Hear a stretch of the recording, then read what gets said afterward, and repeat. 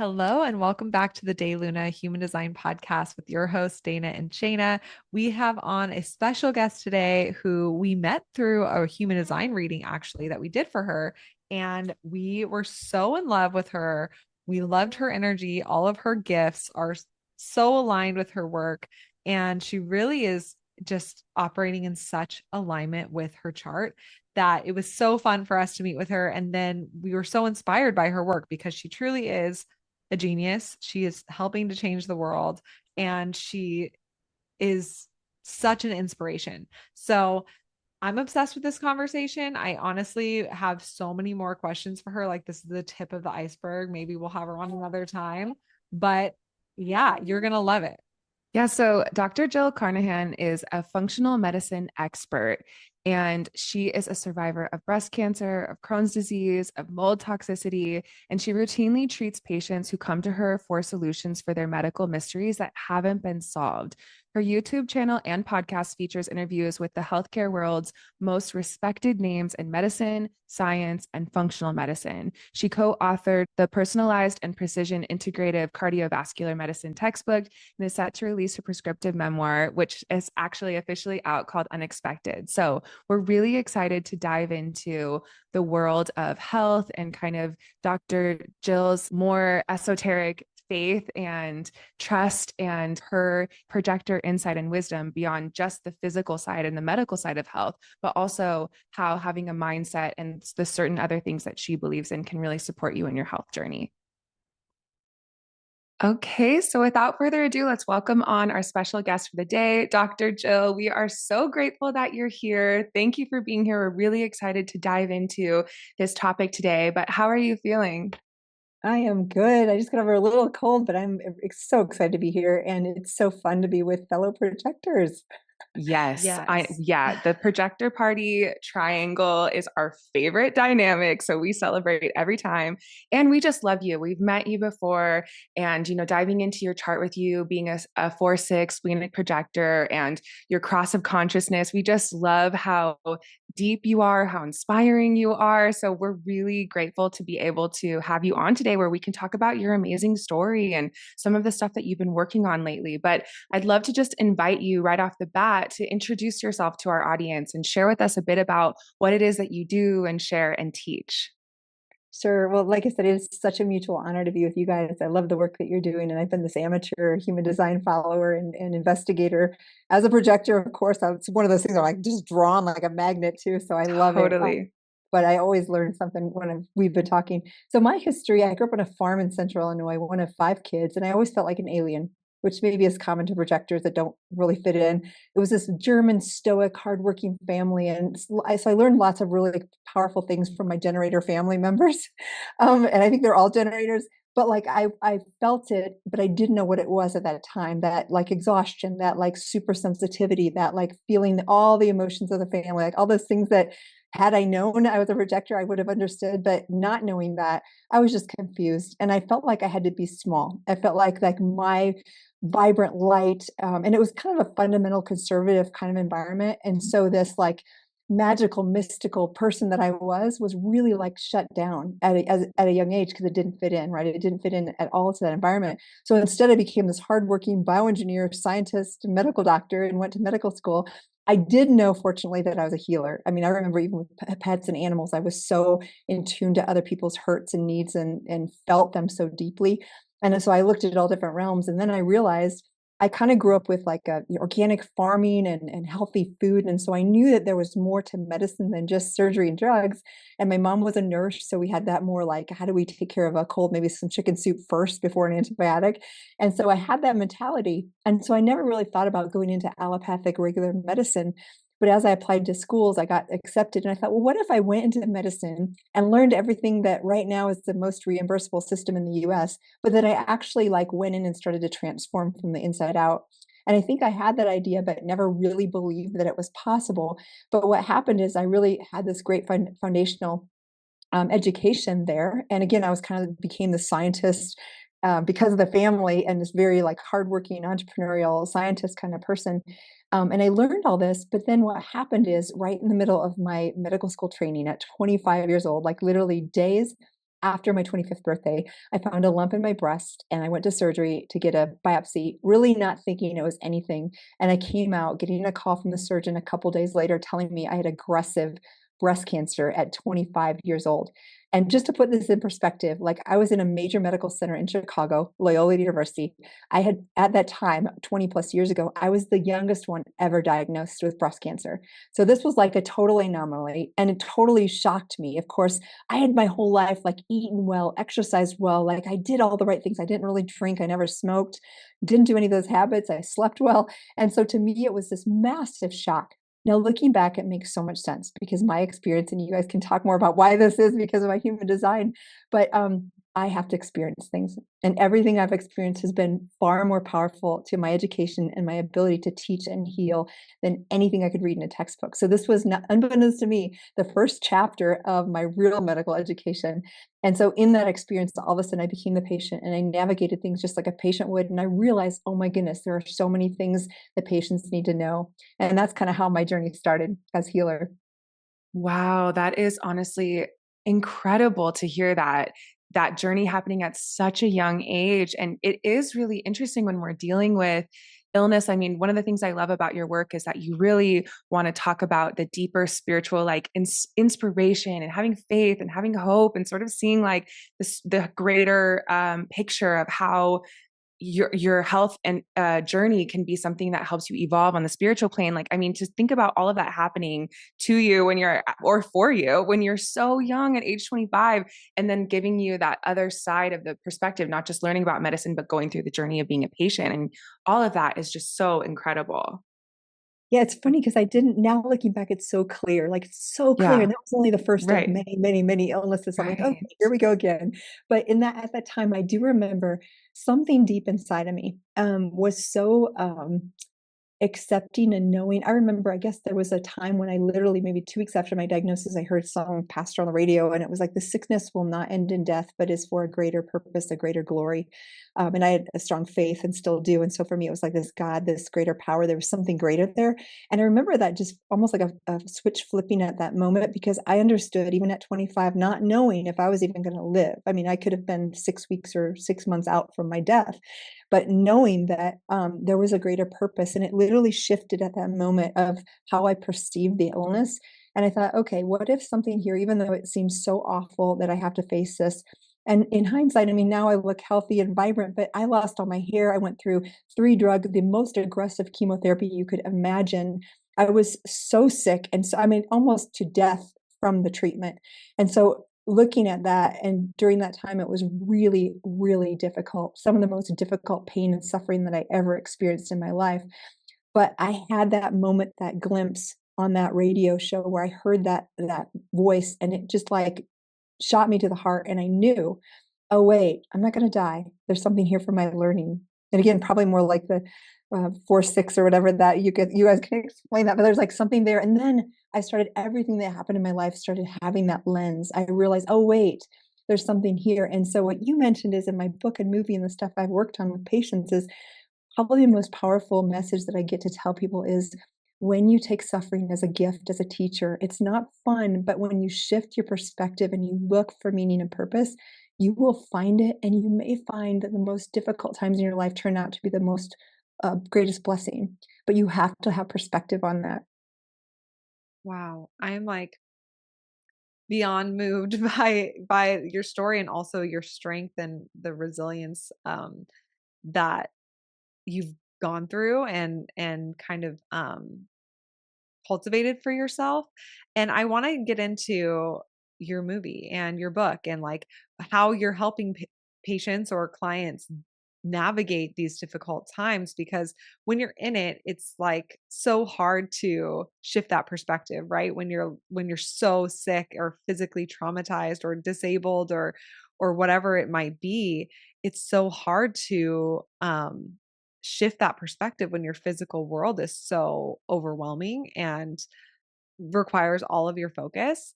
Um, I'm curious. Well, I guess one question is movie, book. I want our listeners to learn more about that, but also, in your own journey with breast cancer, I know that there was other things after that. Um, like hearing that that radio show and hearing that spark to kind of give you that other awareness, how did that look in real time when you're like so sick and so I'm sure everybody in the medical field and your doctors were telling you like this is really aggressive, or this is, the outlook isn't that great. How were you able to kind of keep that strength and that resiliency? Was it just like this knowing that you had this intuitive sense, or was it something that you had to kind of fight to hold and uphold that perspective every single day? I love that question so much because I think that gets to the heart of any time someone questions, how did you deal with this illness, or how do they deal with their illness as a patient or anyone living or even listening to the podcast here. Life is difficult. And I know there's many, many people out there, statistically speaking, that are facing a life-threatening illness, or that someone they love is, or maybe it's a financial crisis, or a son or daughter that's no longer communicating. I could name 100 of the things, but I know life is so hard. And I do believe there's a thing, many people have called it by different terms. Grit is one word that's been out there. Resilience is another. And Viktor Frankl talks about it. He's one of my favorite writers because he suffered in the Holocaust, a Jewish man that took that horrific suffering that doesn't compare to anything I've ever experienced and reframed it of like, how do we view suffering, and how do we take that even in the worst of circumstances and still show loving kindness and compassion to our fellow humans. And so for me, I do believe there's a chapter in my book that kind of, it's funny when you write and when you're trying to process a book and in your life, often themes come out that weren't there until you actually write and process. And I remember in the writing of my book, one chapter in particular actually manifested itself. It was like a baby being born, right? All of a sudden I didn't know it was there. And then all of a sudden I'm like, oh, this theme. So the chapter is titled Believe, Act, Wait. And this was so profound when I realized it, because I'm like, oh, all of my life, the difficulty, this has been my theme. And what that means is the belief part, I think, is the answer to your question. You have to believe that something else is possible other than what you see. So we see this like vision of like, okay, the prognosis is bad. I've lost all the money in the bank or whatever thing you're dealing with. And the objective truth seems hopeless. But the first step to transitioning that is believing that something else is possible. And I do believe I was born very optimistically and able to see crazy dreams and things that didn't seem possible, and to believe that they could be real. So maybe this was the mystical part of me, the unicorn part of me, but it was very, very prevalent in all of my life. And I use that to the advantage. And I think you can teach someone that. So if you're listening out there and you're like, I don't know how to do that, you can learn this. And that belief part is looking at your circumstances. And yes, you can be objective and kind of have this idea of, this is the fact of the balance of our bank account. This is my medical diagnosis. But the belief part is saying, what if that's not true? What if something else is possible? What else is possible? And when you ask those questions, your subconscious goes to work chewing on that and can actually come up with answers that you never thought of. So first, you have to believe that something else is possible. Second, you have to act. And the act part is beautiful because it never requires you to do more than you're capable of. So in my case, I chose to do the surgery, radiation. I did what I could do. And or say you want to get a new degree and you want to go off to school, you apply to the schools. Or say you want to change your job or career, you maybe learn a new skill. Whatever is in your capacity to do, you have to act and do something. And it's only, God only requires what you're capable of, right? So you don't have to do the crazy thing that you don't feel you're capable of. You just do what you can do. And the wait part is the magic. The wait part, you've put your belief out there. You believe that something else is possible, even if it seems like a 1% chance. The act part, you have done your part. You've shown the universe that you're willing to step out, and to step out with something that maybe seems kind of crazy. And then the wait part is where the magic happens, because you have believed for an outcome, you have acted in your power. And the wait part, this is where we have to relegate or release to the universe our timeline, our idea of how it should happen. Because once we do that and we say, I know this is going to happen. And I'll tell you in a moment how the book and the movie came about, because they were exactly part of this. And then you do your part, and then you wait. And the waiting could be a month, a year, a decade. But in that waiting, you grow strength in your faith, because you see, if you're looking for that belief that you've attached to, you start to see things, people, resources, things that you never could have done on your own come in to help you achieve your goal. It always happens, but you have to be in that place of true believing and trusting. And that trust, for me, it's a higher power. I do believe in God, but for whatever it is out there, you guys listening, or whoever is listening here, It's that greater purpose, that greater sense of how we interact in this world. And the magic happens there. And I could tell you story after story after story. And I frame this because, like I said, if we talk about the book and the movie, both of them happened in this framework. I'm like, have chills at everything that you're sharing. And I'm like, oh my gosh, everybody needs to hear this because it's so empowering. And it's also real, right? It's like when you are in the lowest low that you've ever been, that's where you have this bit of power still left for you to make that shift. And whether, it's changes overnight or in years or whatever that is, that timeline, right? That waiting part, that empowerment that this gives you with your belief and with that action that you can take, whatever that may be. I just think it's so helpful and needed, especially right now in the collective when it's all about how are you empowered as an individual and how are you moving forward in your life when things feel hard or they feel like they're crumbling or you don't know where things are going necessarily. I really love that message. Yeah, for me, the part that really hits is the waiting part and that trust and patience and release and surrender. I mean, I think that applies to so many things that we're trying to shift or change in our lives, whether it is our health or, something with our family or even just the state of the world and living our journey, to have that belief and to believe that something's possible, to take that aligned action, but then to let it go, to be patient is so, I think, challenging for a lot of us. But when we can learn to do that out of love, it is so transformational. Like that's really the space where things can happen and change when we let go and we let go of that control and really have that faith. And I had this kind of realization recently that patience and just being okay exactly where you are is one of the greatest forms of self-love that I've been denying myself of. And for me, learning how to wait in a state of just like, pure, like I love myself. I'm happy just waiting and letting it go and putting my faith and my trust in the universe and in God and my plan, like all of those things.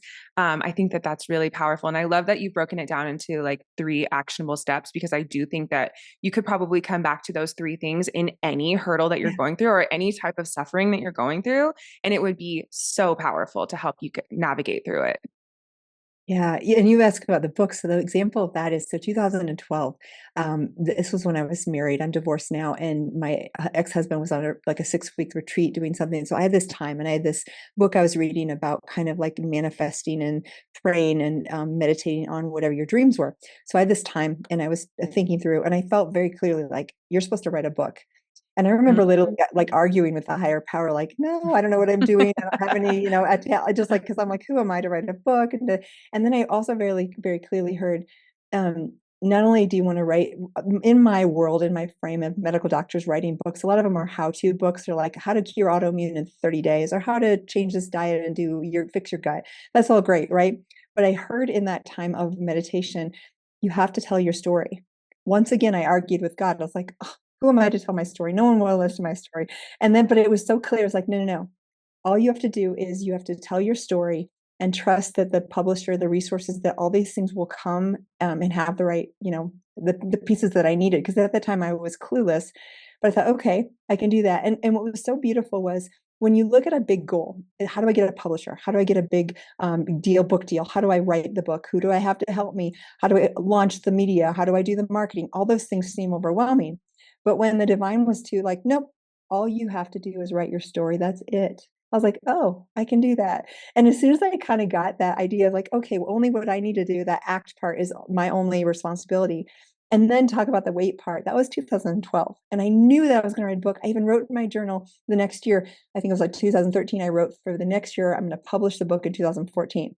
Well, I published my book in 2023. That is 9 years after I had the vision that was so clear that I'm going to write a book. And you know what happened? Talk about the timing and the waiting. I was waiting. I'm like, come on. I'm ready to do this book. But I knew the divine was not giving me the go ahead, because what I knew was as I was going to move forward, I would have the publisher, the resources. I knew that would be my sign that I was supposed to move forward, that everything was falling into place, and it wasn't. But looking back, I had to go through a very difficult, painful divorce in 2016 and 17.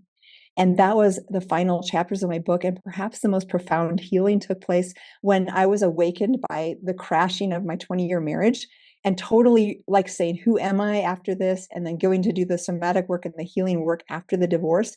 And I could have never written to the depth of what I needed to write for people to heal had I not gone through that very difficult divorce and then some very difficult dating relationships after that. So it was like the final chapter, God was like, no, not yet, not yet, not yet. We've got to write the final chapter. And then the timing of it, it actually, I finished writing it right before the pandemic and then finalized the editing during the pandemic. And then it came out at a much better time when the world needed this message. So in looking back, it's crazy that it was 9 years from the idea. Like I thought it'd be a year. Wow.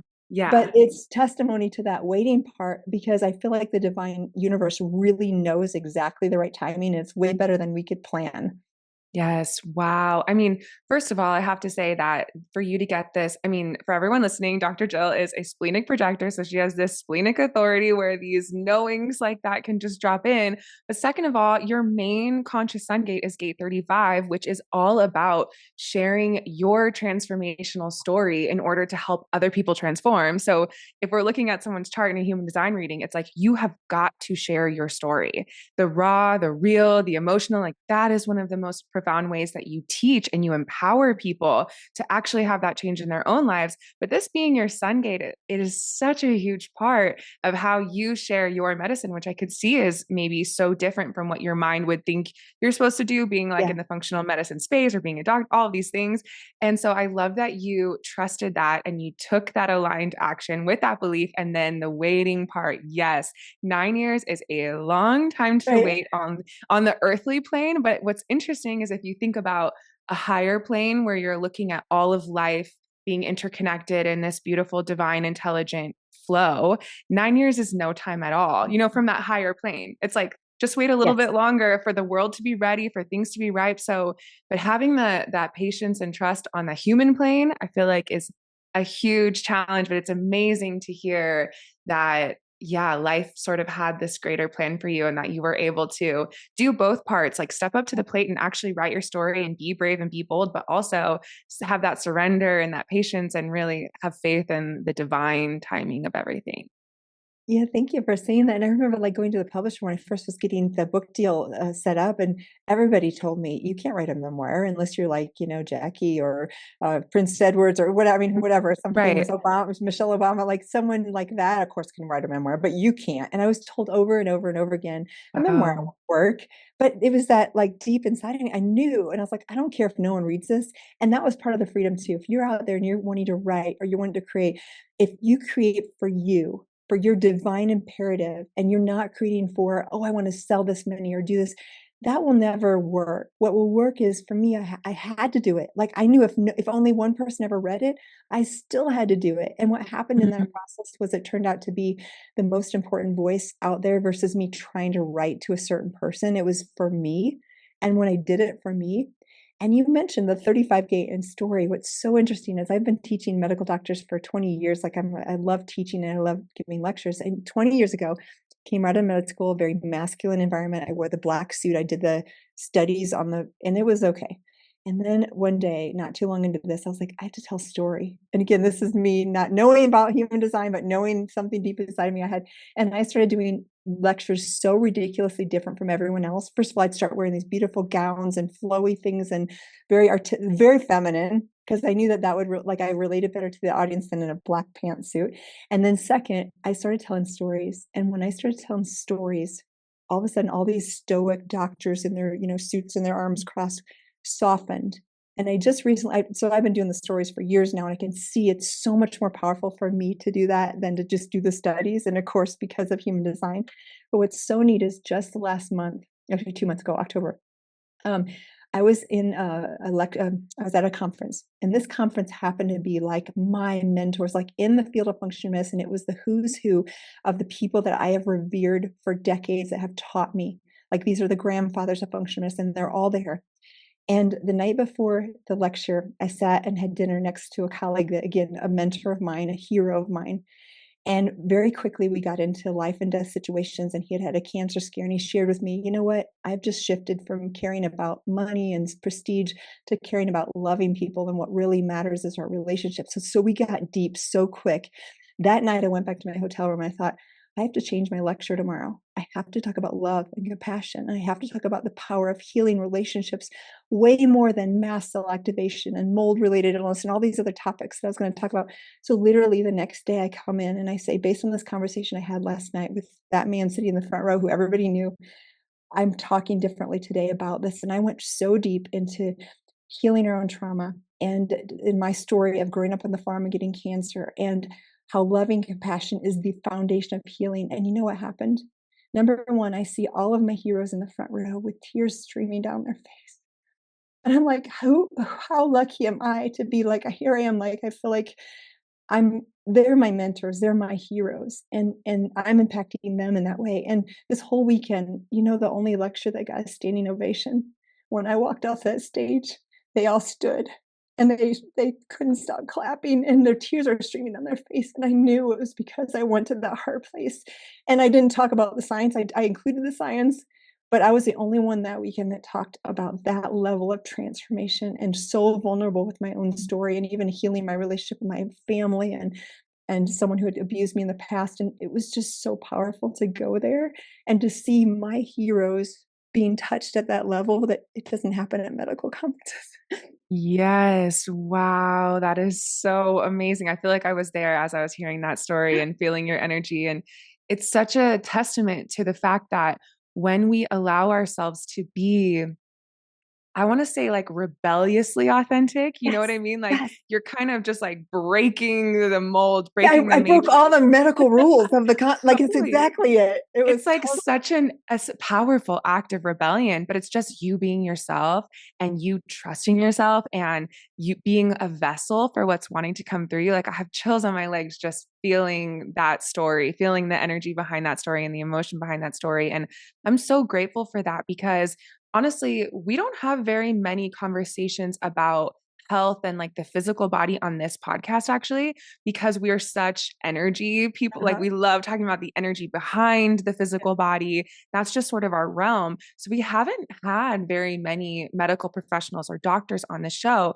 but I really think that in the medical field that is something that is missing is people being rebelliously authentic, being connected to what the divine is wanting to channel through them, because it is such a scientific and regimented, and there's a lot of like structure and rules, right? So it's like someone coming in that is so such a beacon of love and willing to stand up and do something different, and how much it can enhance that conversation and move people and bring that heart and soul and that love, like you're saying, being love and compassion being like the healing medicine that we need. I mean, it's really, really inspiring to hear that. I'm curious, has it been a journey for you to give yourself permission to be rebelliously authentic, or like how has that, I mean, obviously in these moments 100%. in Yeah, these because I go moments, back. it sounds like you just trusted yourself and went for it. But like, Yeah. how has that journey been?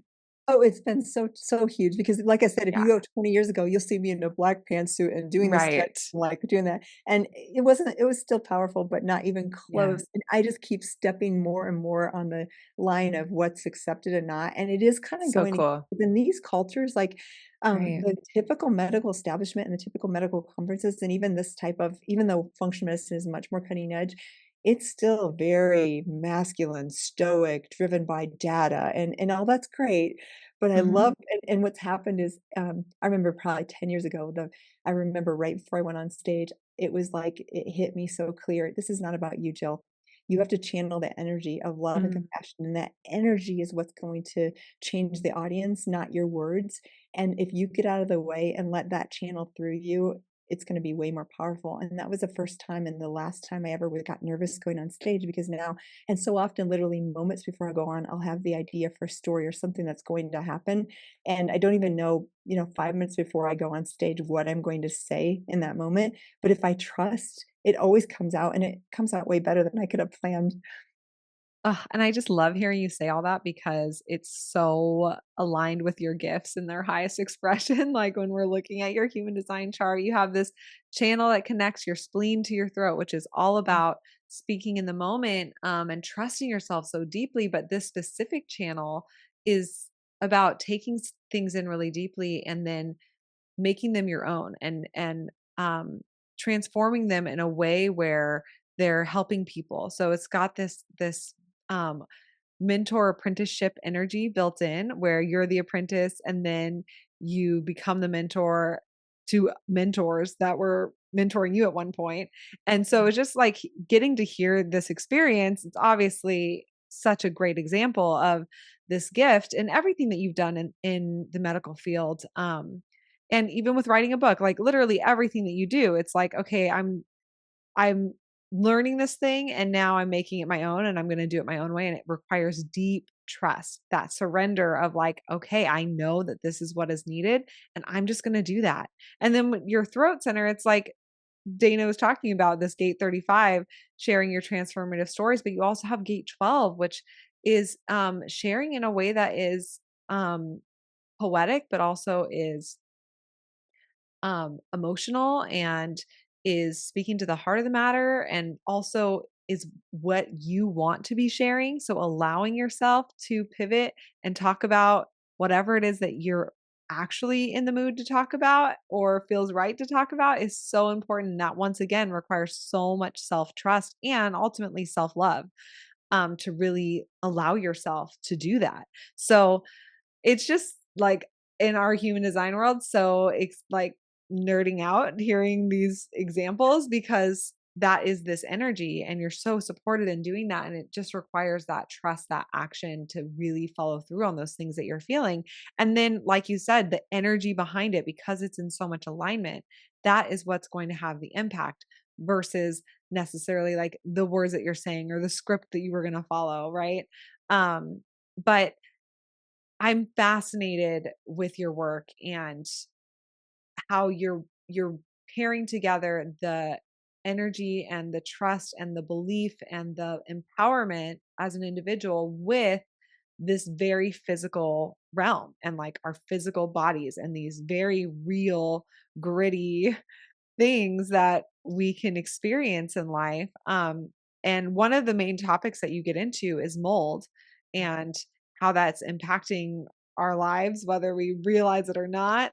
And I want to ask you, like, how did you get into that? What was your experience with that? And for anyone listening, myself included, like, I'm really fascinated to know, like, what are some signs of mold toxicity and um, how you can kind of navigate that.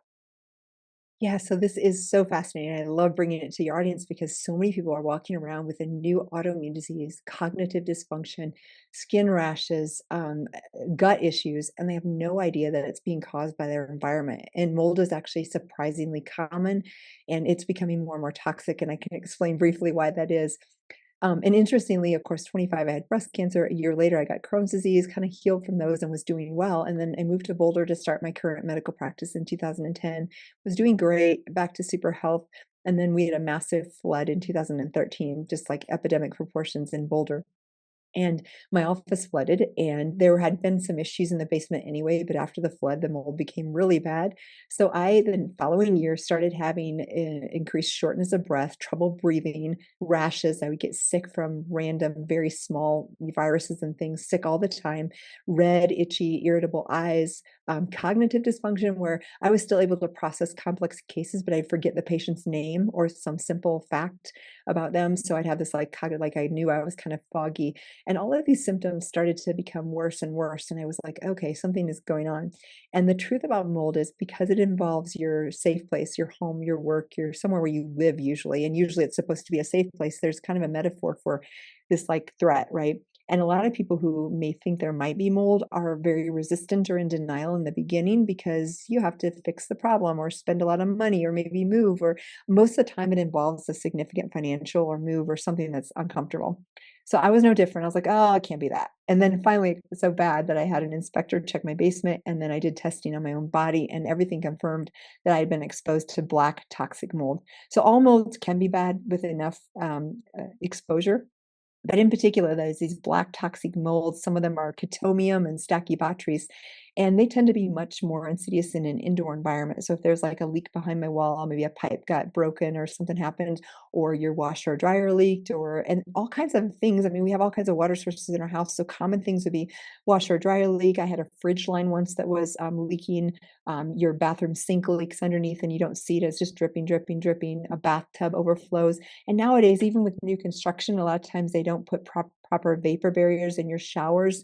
And grout we think is not porous, but you can have water seep through the grout and then get behind there in the drywall. And so many, many things, leaks through the attics, leaks through the windows, condensation from heat and cold, crawl spaces. So, and those are just some of the many, many things. So what can happen then, this mold grows behind the wall, and that mold itself may stay behind the wall and not actually come out and be in your environment, but mold produces mycotoxins.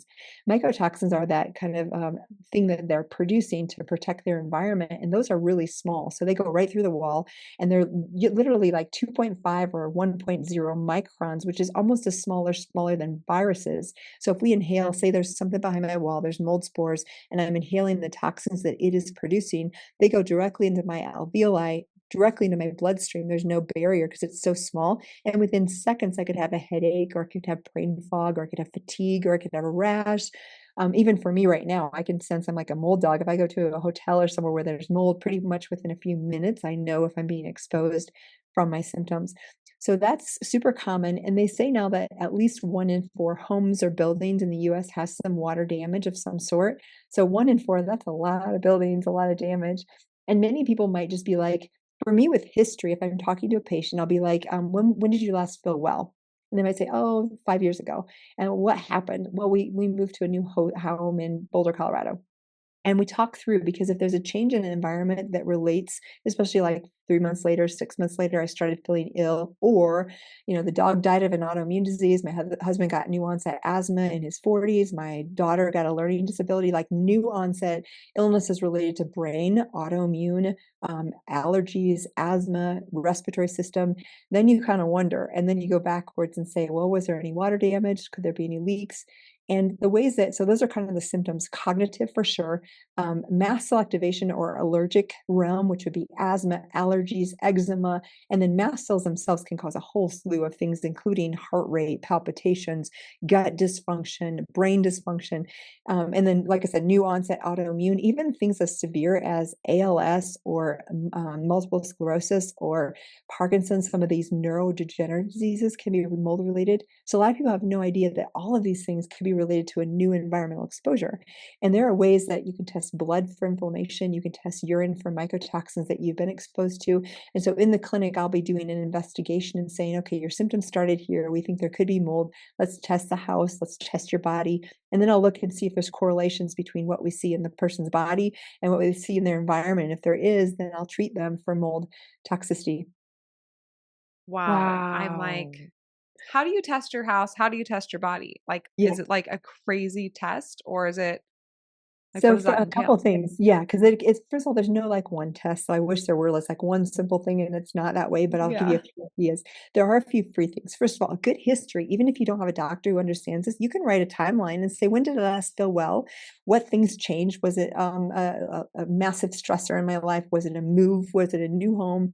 And then also think back, if you've ever had water intrusion into your home, there's a chance there's mold. So depending on how quickly, basically longer than 48 hours of water that's not dried out or taken care of, there will be microbial growth of some type. And it's much worse in like Miami or humid environments, but it can just be just as bad in Colorado, where I live, in the dry climate, or Arizona, depending on the situation. So first of all, if there's been a history or there's been a timeline, and that's stuff you can do for free. Second, there's a visual contrast study, VCS. You can do it online for free. So if you just search visual contrast study, there's I think freevcs.com, and I think survivingmold.com has one. It's maybe $10 or $20. And you can do those online and see, because our visual acuity, which is darkness and light, can be affected by a toxic exposure. So if you have an abnormal test of your visual acuity, it doesn't mean for sure there's mold, but it does mean for sure there's something toxic in your environment affecting your vision. So that's another way, and you can do that pretty much free online.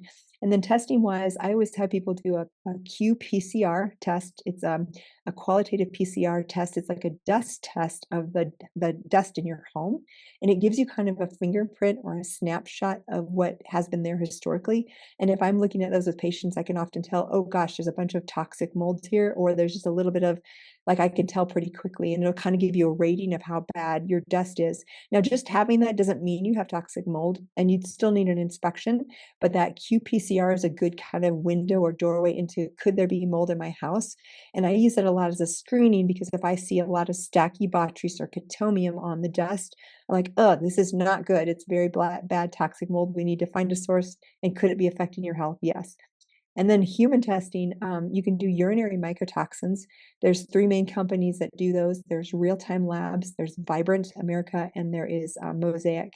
And the one caveat there is, just because you measure in the urine and have some mycotoxins, they could be from food, it could be from travel to Hawaii, it could be, so I don't assume always, if it's positive, that that patient has mold in their home.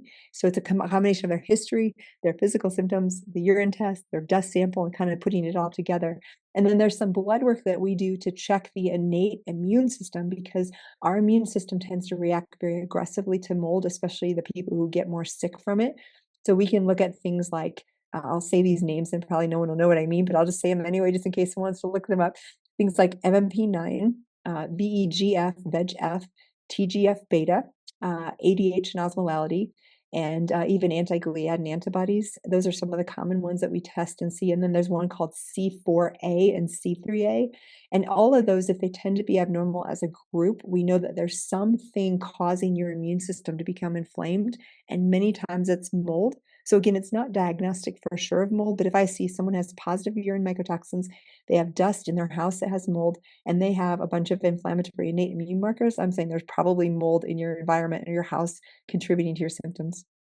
Wow, that's so fascinating. And to hear that number that you mentioned, 1 out of 4 houses have some form of water damage or potential, like that's a really high number. So I'm really grateful to have this knowledge. And in general, when we look around of our friends that are our age in their 30s, the health issues that we're seeing so many more autoimmune issues. We're seeing so many gut issues. We're seeing so many kind of like, they're small enough issues that they're not super concerning to a doctor normally, Yeah. just like a normal traditional Western doctor. They're like, can you breathe? Like, okay, have this inhaler, but you're probably fine. And that's sort of the end of the discussion. And it feels really disempowering to not understand the factors that are having an influence on our health in those more, subtle but very noticeable realms that obviously can lead to really big issues. But how many people are living with some level of asthma? How many people are living with some level of eczema and don't know why, don't have any answers around it, don't have any support about things that they can look at? So I'm really grateful to be learning just a bit about this. And I know for a lot of people listening, this is probably a conversation that's really going to initiate them to want to learn more and research more and just have that level of awareness. And even when we talk about like healing our gut and healing gut inflammation, and I feel like those are levels of health that are maybe more subtle that a lot of people don't have a lot of awareness around. Can you talk a little bit about that? Because I know that that's something that you sort of focus on as well in your work. Yeah, so gut is so huge. And I always say, Yeah. I've been doing this a little over 20 years, and I always say, if you don't know where to start, and I'm teaching doctors how to, treat patients and check things out, start with the gut, because always there's usually things there that can attribute to your health. So this is our interface with the world, our tube from our mouth to our anus. Basically, the whole thing is like our interface with the world. So whether we're eating, healthy, good foods or toxic processed foods, that's an interface, and that's our ability to get nutrition. And that is literally, the lining of our gut is the ground zero for autoimmunity, because we know there's a triad with autoimmunity. One is genetics that we may or may not be able to change, and that's how we're born if we're born prone to autoimmune. For example, with my Crohn's disease, diagnosed after my cancer at 26, I have a gene that means that my microbiome reacts more aggressively to a normal microbial insult, and that creates a more likelihood of Crohn. So that was genetically, I was more at risk. And then another piece of that triad is environmental exposure. So things like plastics, chemicals, metals, mold, even gluten, if you're sensitive, can be triggers to autoimmunity, and it happens through the gut. And then the last thing there is that gut immune interface, that lining of our gut is about one cell layer thick. So it's almost like tile on your bathroom wall. And if that grout gets dissolved, which we call leaky gut or intestinal permeability, which is super common, almost everybody has some degree of this, more so in our toxic world and with our chemicals in our food supply and glyphosate and all these things that shouldn't be in our food and water, and they are. So that barrier gets disrupted. And when that barrier gets disrupted from your gut lumen, your bloodstream is just one cell layer away. So basically, that things that you ingest, or if you have any chemicals in the diet or processed things, or even just foods that you're sensitive to, they will leak through into the bloodstream and create an immune response. And that's often ground zero for autoimmunity, because that triggers the immune system. The immune system thinks it's something bad because there should not be that degree of permeability. And then that immune system reacts overly aggressive and starts to attack self, like your thyroid, that'd be thyroiditis, or your joints, that'd be arthritis, or your neurons, that'd be multiple sclerosis, or your gut lining, that'd be Crohn's or colitis. So all these itises are just because your immune system got confused. It was trying to protect you. Something leaked in, and it's like, oh, bad guy, let's go ahead and attack. But instead of attacking and taking care of just the bad guy, it starts to cause collateral damage on your own tissues. So autoimmunity at the root is almost always related to some issue in the gut. Wow, that's so fascinating. So I know for a lot of people listening, they're already thinking like, where can I learn more about this from you? And I know that you have a YouTube channel where you interview a lot of different doctors. You have a podcast. Are those the best places for people to learn more about these issues from you? Or where would you recommend people getting more education around these ideas? Yeah, so that's I've spent decades just putting out free content of all these kinds of things. So my main website, which is my name, jillcarnahan.com, has like 10 plus years of blogs on everything from mold toxicity to Crohn's and colitis to autoimmunity to you name it, it's there. And that's all free, just online articles. And then, yeah, my podcast, I interview some of the most amazing experts in these fields, and I'm always learning from them. And that's all available on YouTube or really anywhere you listen to podcasts. And the book, interesting, it is a memoir. It's my story. But what I did is I really blended. There's the memoir that weaves through my story and that of patients. So it really gives like, how could you overcome this as well? But in the Mm. sidebars, every chapter has anywhere from 2 to 7 sidebars. And the sidebars, like the chapter on mold, has how to find out if you have mold, what tests to do, how to test your environment, how to heal from mold, what supplements to take. So in the sidebars, if you don't even read the memoir, you can just read the sidebars and get like really practical tips. And it's just called Unexpected Finding Resilience Through Functional Medicine, Science, and Faith, and available anywhere online. But that'd also be a great resource for finding out more about mold or whatever. I love that. And that's really my ideal way of learning would be to read a memoir that is emotional and captivating. And then also just the what you need to know in a practical format, because I'm not going to be someone who's reading a big scientific Right. article about just right, because it's just not for me. That's not the way that I learn. But I'm really excited for people to be able to check out your book and be able to learn from that. And I love that we've already gotten a couple tips as we've gone along here. You know, if you're wanting to feel empowered around your health, first of all, to do the mold testing and to get more information about that, that's huge. And I feel like something that's really easy for people to take on, you know, to just do the testing or to start or to do the eye test, like you were saying, the free visual test, all of those things. And also, I think in general, you know, people just being really aware and trusting their body. What am I having a reaction to? Do I feel sensitive to certain foods?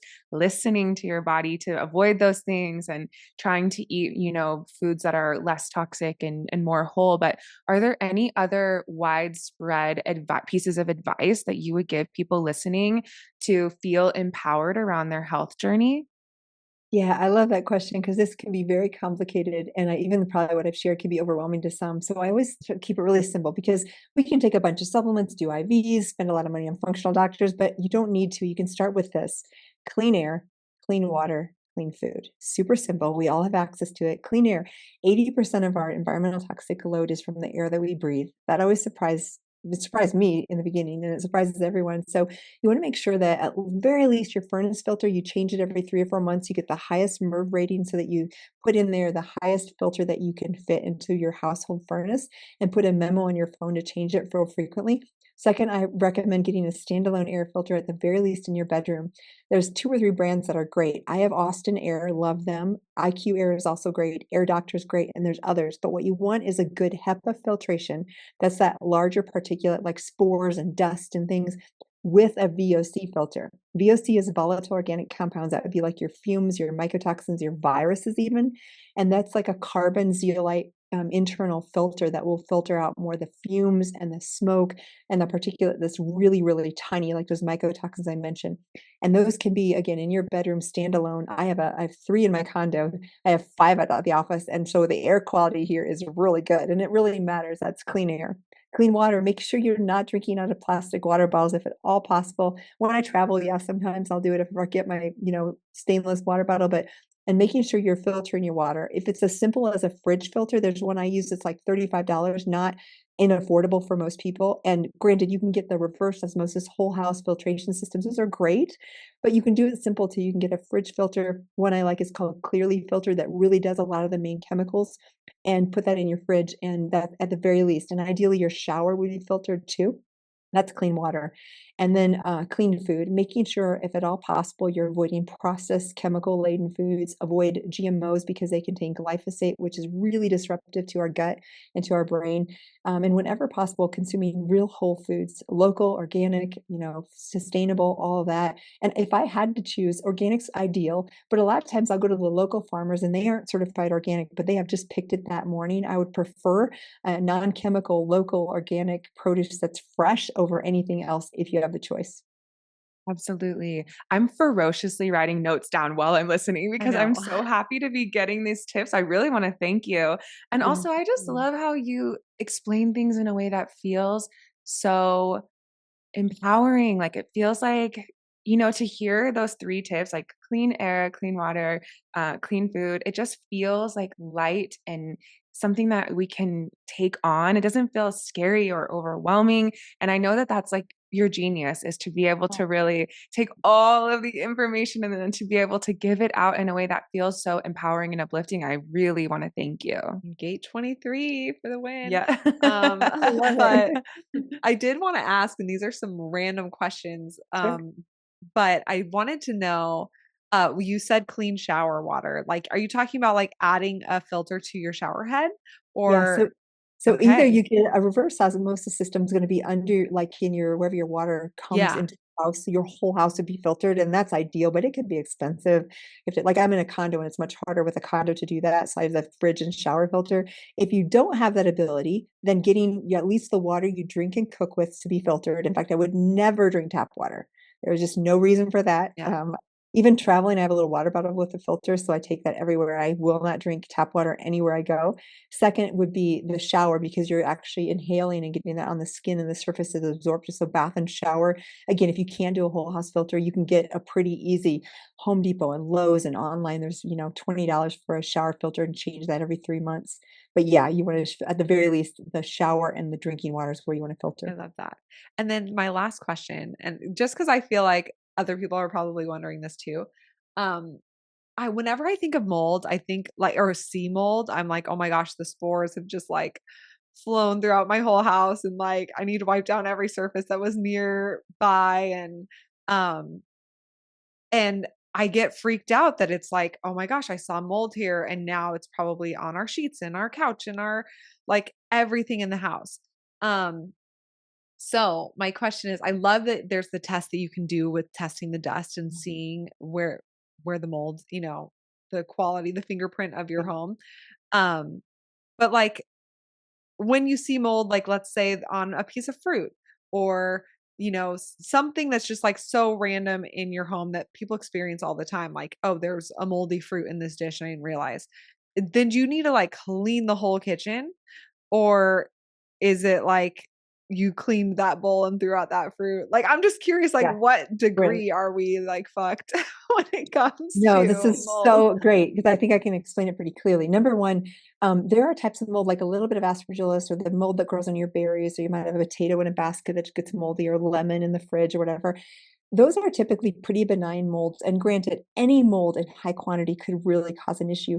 But that kind of mold, you can typically clean your, your whatever container you had the moldy fruit in or whatever, and then you're fine, and clean your counter or whatever. Or a washer dryer, for example. Front load washers are notorious for getting mold in that gasket, that rubber gasket. So you want to actually, what I do is have a dilute bleach that I will spray in there after every few loads so that it never gets moldy, things like that. Then you have the really nasty black molds that might grow in the wall because there's been a pipe leak for 5 years or for 6 months. And this just drip, drip, drip is creating a really nasty mold behind the wall.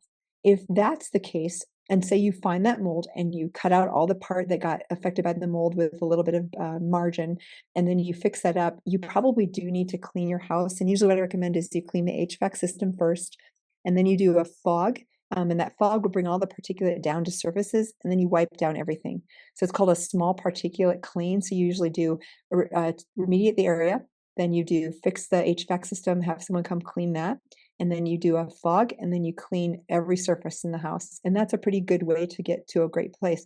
But say you just find mold in the fruit or some little small issue, you probably don't need to go to anywhere near that. It's just a local issue and a minor mold. Now, having said that, there's one other caveat. Some of the houses where, like, all of a sudden, instead of like 7 to 10 days leaving fruit out, it gets moldy 2 days or one day, or my shoes got moldy, or there's this weird mold on my, like, weird places of mold that's growing quickly and frequently. That usually means there's a high concentration of spores in your house from another source. So if things get moldy frequently in your house, that could be a sign that there's another bigger issue somewhere. Yeah, I feel that with like our plants, the soil gets moldy so fast. And I've been feeling like intuitively, like I feel like there's probably mold somewhere else in the house. And that's why.